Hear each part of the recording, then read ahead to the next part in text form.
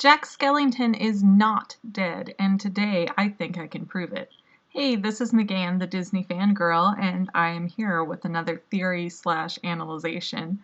So if you haven't seen The Nightmare Before Christmas, I don't know what you're doing here, because it's honestly one of the best Halloween movies, if not just movies in general, ever made. It was actually really weird when it came out because Disney did not put its name anywhere near the title credits for this film. And the only way that you knew it was connected to anything Disney was if you bought the soundtrack, and the soundtrack had a little Walt Disney Records label on it. After the really warm reception of the movie and the long-term cult standing of the fan base, Disney embraced The Nightmare Before Christmas with open arms, and you can even meet Jack Skellington and Sally at Disney World during special events and occasions. Alright, so now some of you may be asking me, how in the world can I be claiming that Jack Skellington is not dead? Think of this. Jack has no ligaments, no muscles, and no other things that would be needed to keep himself together and moving if he were actually a living skeleton. I know, that may seem like something you're rolling your eyes at since this is a world of monsters, but all of the other monsters seem to apply basic physics to how they work. I mean, whatever is going on with Oogie Boogie, how he is filled with insects, those bugs make up his entire endoskeleton. And muscles and organs and everything else. But really, Oogie Boogie is a theory for another day, so let's just put a pin in that for now.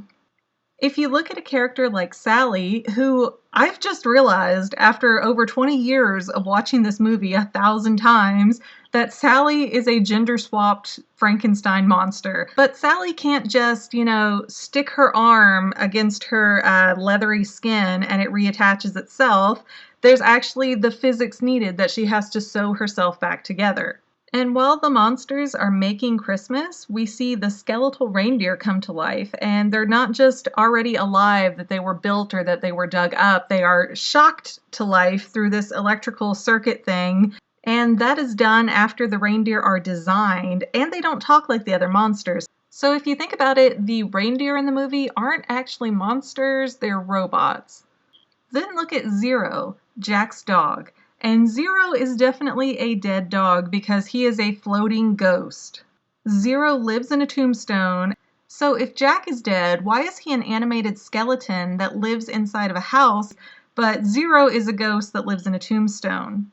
Jack is just one other monster that happens to look like a skeleton.